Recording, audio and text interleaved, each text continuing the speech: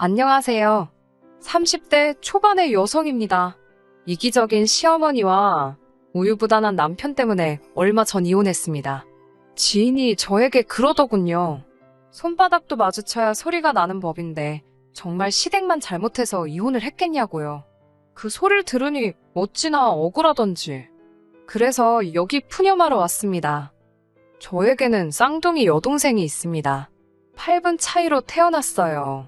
저에게는 최고의 친구이자 하나뿐인 영원한 반쪽이나 마찬가지인 존재이지요. 어려서는 워낙 서로 붙어 다녀서 저희를 딱풀이라고 부르는 사람들도 있었을 정도입니다. 게다가 유치원부터 대학에 들어가기 전까지 모든 학교를 같이 다녔으니 각 학교에 저희가 모르는 학생들은 있어도 저희를 모르는 학생들은 없었을 정도였어요. 저희가 워낙 비슷한 외모를 가지고 있다 보니 성격도 비슷할 거라고 생각하는 사람들이 많았습니다. 하지만 저는 좋은 게 좋은 거라고 매사 둥글게 넘어가길 좋아하는 반면 동생은 뭐든지 시시비비를 가려야 하고 할 말은 해야 하는 성격이었습니다. 서로 성격이 달랐기 때문인지 학교에 진학한 이후로는 저는 주로 독서나 연극 감상 같은 동아리 활동을 즐긴 반면 동생은 치어리더부라던가 댄스 동아리 같은 활동을 좋아했지요. 이건 여담이지만 동생이 활동하던 동아리들은 항상 군기잡기가 장난이 아니었어요. 한 번은 댄스 동아리 부원들이 절 동생으로 오해하곤 제가 자기들 인사를 무시했다고 절 가만두지 않겠다며 교실로 쫓아왔던 적도 있습니다. 나중에야 오해라는 걸 알고 사과를 해오긴 했지만 정말 무서웠답니다. 20살이 되면서 저와 동생은 완전히 다른 길을 걷게 되었습니다. 고등학교 졸업 후 다른 학생들과 마찬가지로 평범한 대학 생활을 시작한 저와 달리 동생은 연예인이 되겠다며 작은 소속사의 연습생으로 들어갔거든요. 이후로는 저는 저대로 대학 생활로 인해 바쁜 시간을 보내게 되었고 동생 역시 금방이라도 연예인이 되려고 저러나 싶을 만큼 거듭되는 연습에 치여 사는 눈치였어요. 같은 서울 하늘 아래 살면서도 한 달에 한 번 얼굴 보기도 어려울 만큼이요. 하지만 제가 대학을 졸업하고 회사에 들어갈 때까지도 동생은 데뷔를 하지 못했습니다. 처음엔 가수를 준비한다더니 나중엔 배우가 된다고 했고 마지막에는 개인 방송을 해볼까 그러더라고요. 솔직히 가족으로서 안타깝고 동시에 답답했습니다. 그렇다고 동생을 탓할 수는 없었어요. 동생이 누구보다 치열하고 열심히 살아온 걸 제가 옆에서 똑똑히 지켜봤으니까요. 한편 회사에 입사하고 얼마 지나지 않아 회사 복지의 일환으로 회사에서 운영하는 병원에서 건강검진을 받을 수 있는 기회가 생겼습니다. 동생이나 저나 젊다는 이유로 제대로 검사를 받아본 적이 없었기에 이참에 동생과 함께 받아봐야겠다 싶더라고요. 그 무렵 동생이 유난히 살도 많이 빠졌고 체력이 딸린다는 말도 심심찮게 했었거든요. 그리고 그 건강검진에서 저는 청천벽력 같은 소식을 듣게 되었습니다. 적어도 저는 건강검진을 받는 동안에도 크게 신경 쓰이는 건 없었습니다. 평소에 감기 한 번 걸리지 않을 만큼 체력엔 자신이 있었거든요. 아직 한참 젊은 나이였는데 큰 병이 있을 거라곤 누가 상상이나 했겠어요? 하지만 동생은 꽤나 긴장한 눈치였습니다. 그래도 전 설마 했어요. 동생에게 그런 큰 병이 있을 거라곤 짐작조차 하지 못했지요. 그리고 슬픈 예감은 빗나가지 않았습니다. 동생은 폐암이었어요. 혹시나 안 좋은 소문이라도 나면 데뷔하지 못할까봐 담배는커녕 맥주 한 잔도 입에 대지 않던 아이였는데 말이지요. 도무지 이유를 떠올릴 수가 없었습니다. 저와 동생 그리고 부모님까지 모두가 좌절과 고통으로 힘들어했네요. 애가 타는 가족들과 달리 동생은 연명치료도 싫다, 가족들에게 짐이 되기도 싫다며 삶에 대한 의지를 놓아버린 듯 했어요. 그리고 1년 반 만에 그렇게 가버렸습니다. 지금 다시 떠올려봐도 눈물부터 흐르네요. 앞으로도 제 인생에 있어 그때보다 더 힘든 순간은 없을 거예요. 진작에 동생을 살피지 못한 제 자신을 도무지 용서할 수 없었습니다. 솔직히 말씀드릴게요. 그 무렵 저에게 힘이 돼준 건 친정 부모님도 아닌 다른 누구도 아닌 바로 남편이었습니다. 당시만 해도 남편과 저는 오빠 동생 사이로 지내는 지극히 평범한 관계였어요. 대학교 전국 동아리 활동을 하면서 알게 된 남편은 저보다 3살이 많습니다. 하지만 재수도 하고 군대도 다녀왔던 터라 오히려 학년은 저보다 한 학년 아래였지요. 그렇다 보니 선후배라기보다는 오빠 동생처럼 지냈네요. 같은 학교가 아니었기에 자주 만날 수는 없었지만 서로 곧잘 연락도 주고받았고 때로는 힘이 되는 이야기도 해주는 그런 사이였어요. 남들의 어설픈 위로와 영양가 없는 조언에 지쳐가던 저에게 묵묵히 제 이야기를 들어주기만 하던 남편은 어떻게 보면 그 당시 제게는 유일한 숨구멍이었습니다. 솔직히 매일매일 눈물바다로 지내시는 부모님 앞에서 저도 슬프다고 말할 수가 없었거든요. 저까지 힘들어하면 저희 가족이 그대로 무너질 것 같았으니까요. 하지만 왜인지 남편 앞에서는 제 감정을 어느 정도 드러낼 수 있었어요. 그렇다 보니 그 당시에는 남편만이 유일하게 절 생각해주는 사람 같았고 점점 남편에게 기대는 시간 또한 길어만 갔네요. 1년 가까운 시간 동안 여동생을 그리워하며 살았습니다. 어쩌면 버텼다는 표현이 더 어울릴지도 모르겠어요. 그리고 그 시간 동안 한결같이 제 곁에 있어주던 남편과 저는 자연스레 연인 사이가 되었습니다. 이후로 6개월 만에 결혼까지 하게 되었고요. 하지만 지금 돌이켜 생각해보면 슬픔의 구렁텅이에 잠겨있던 제가 눈이 멀었던 걸까요? 변명 같지만 그때는 정말이지 너무 힘이 들었습니다. 어디로든 숨고 싶었고 도망치고 싶었는데 그게 결혼이었나 싶습니다. 남편 또한 언제까지 제 편일 거라 생각했고요. 그때 왜 더 신중하지 못했는지 후회해도 소용없지만 그래도 후회스러울 뿐입니다. 왜 그런 소리를 듣고도 파혼을 안 했냐 하실까봐 이 이야기를 적을까 말까 고민을 했습니다만 기왕 푸념하기로 한 거 숨겨서 뭐 하겠어요. 다 털어놓겠습니다. 사실 남편과 연인으로 지낸 기간은 반년에 지나지 않으니까 당연히 시부모님이라던가 신우를 직접 만나볼 기회가 없었어요. 오빠 동생 사이에 굳이 집에 찾아가 인사를 드리고 할 만한 이유가 없었지요. 그래서 남편에게 프로포즈를 받자마자 가장 먼저 계획했던 일 중 하나가 시댁에 인사드리러 가는 일이었습니다. 남편 말로는 어머님도 신우도 성격이 괄괄해서 그렇지 속은 따뜻한 분들이라며 혹시 말을 좀 세게 하셔도 저더러 이해하라고 했습니다. 그리고 남편이 왜 그런 말을 미리 하면서까지 연막을 쳤는지 만나보니 확실히 알겠더라고요. 시어머니나 신우나 단지 성격이 괄괄한 게 아니라 이렇게 표현해도 될지 모르겠는데 정말 쌍스럽더라고요. 단지 거친 어휘를 쓰시는 것뿐만 아니라 듣는 사람에 대한 배려라곤 눈꼽만큼도 없었습니다. 사람의 외모나 생김새에는 정답이 없기에 함부로 평가해서는 안 되는 거잖아요. 저희 친정부모님도 그렇고 저도 타고나기를 마른 체형입니다. 잘 먹고 못 먹고의 문제가 아니라 체형 자체가 마른 체형이에요. 그런데 어머님께서는 절 위아래로 훑어보시더니 볼품이 없다. 딱 그게 첫마디셨습니다. 볼품이 없다고요. 어떻게 초면에 아무리 제가 인사를 드리러 온 자리라고 해도 그렇지 볼품이 없다라는 표현을 쓸 수 있는 건지 생각지도 못한 어머님의 말씀에 당황한 나머지 말도 제대로 안 나오더라고요. 그래도 남편이 요즘에는 다들 이 사람처럼 되고 싶어서 돈 주고 살 뺀다며 누나도 그러지 않았냐고 저 대신 받아쳐주더라고요. 그제서야 저도 신우를 제대로 보게 되었는데 어휴 따로 표현은 안 하겠습니다만 절에서 맞는 사이즈나 사입을 수 있겠나 싶더라고요.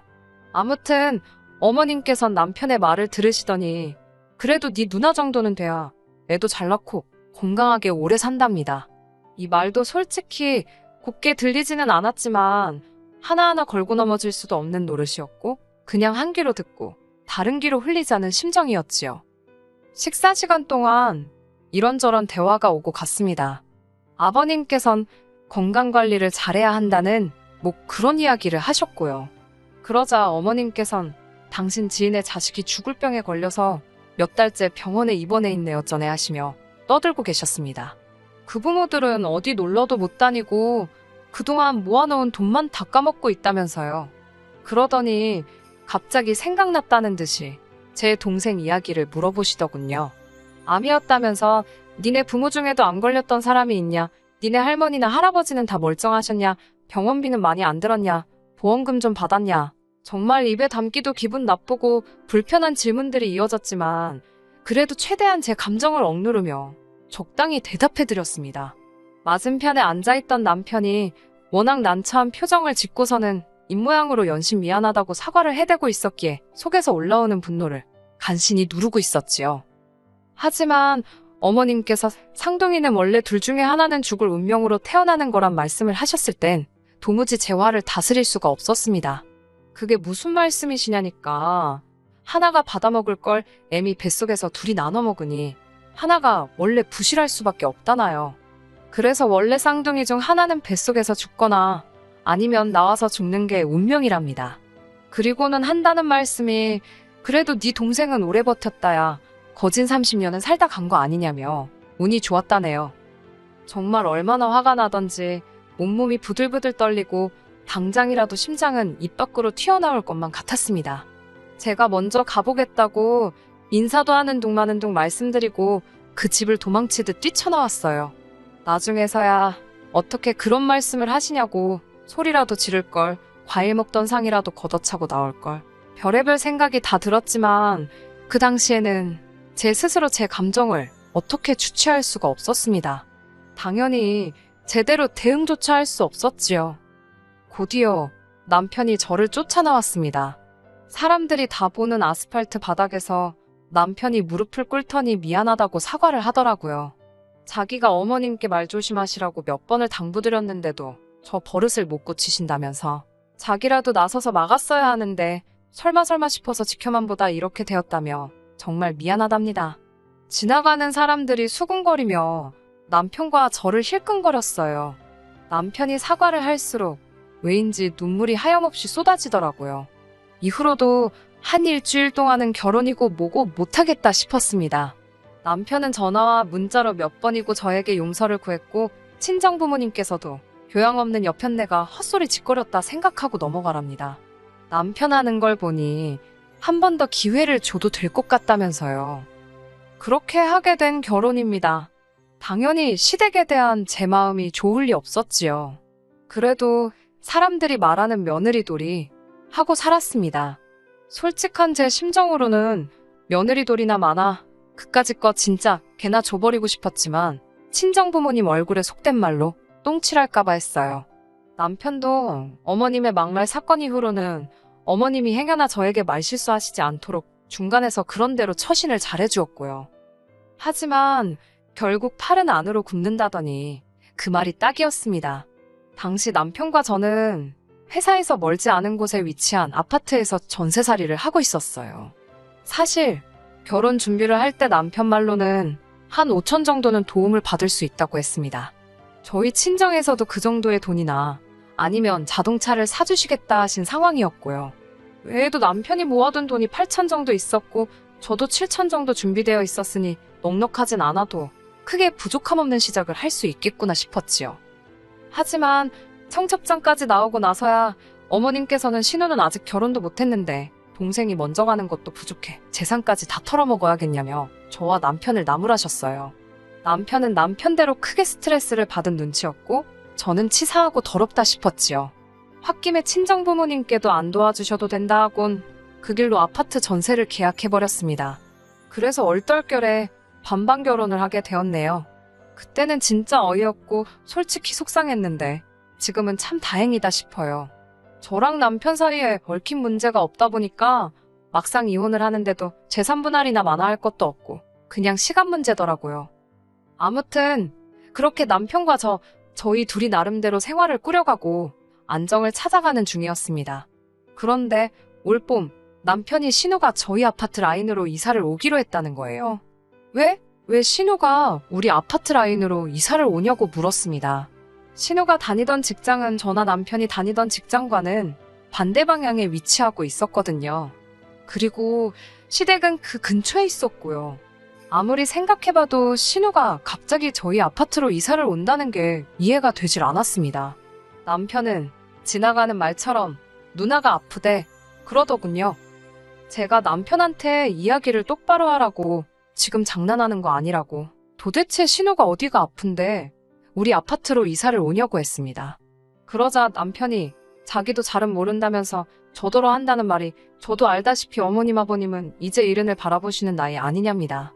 어머님 아버님은 당신들의 건강 챙기기에도 바쁘신 분들 아니냐고요.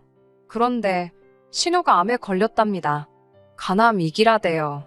지금 당장이야 혼자서 병원도 다니고 뭐 생활하는데 큰 지장은 없겠지만 앞으로가 문제 아니겠냐며. 아무래도 어머님 아버님 곁에 있는 것보단 젊은 우리 곁에 있는 게 도움받기도 좋고 그럴 것 같아서 이쪽으로 이사를 오기로 했답니다. 제가 너무 어이가 없어서 누구 마음대로 누가 도와준다는 거냐고 따졌습니다. 그러자 남편이 말이 도움이라는 거지 해줄 것도 없답니다. 우리 먹을 반찬하고 그럴 때 누나 것도 조금만 더 해주면 좋고 누나가 차가 없으니까 어디 가고 그럴 때 저나 남편 중 시간 되는 사람이 태워다 주고 저더러 친언니다 생각하고 같이 카페도 다니고 그러랍니다. 가끔 청소 좀 도와주고요. 정말이지 그 정도면 된답니다. 제가 어처구니가 없어서 지금 어머님께선 아픈 딸 내팽개치시는 거냐고. 자식이 아프면 부모가 챙겨야지 왜 제3자인 내가 사는 아파트에 신우만 덩그러니 보내시냐고 따졌습니다. 그러자 남편이 한다는 소리가 가관이었습니다. 어머님이나 아버님 두 분 다 하시는 말씀이 평생 살던데 떠나면 무슨 재미로 사냐고. 당신들은 원래 살던데 계시고 싶다고요.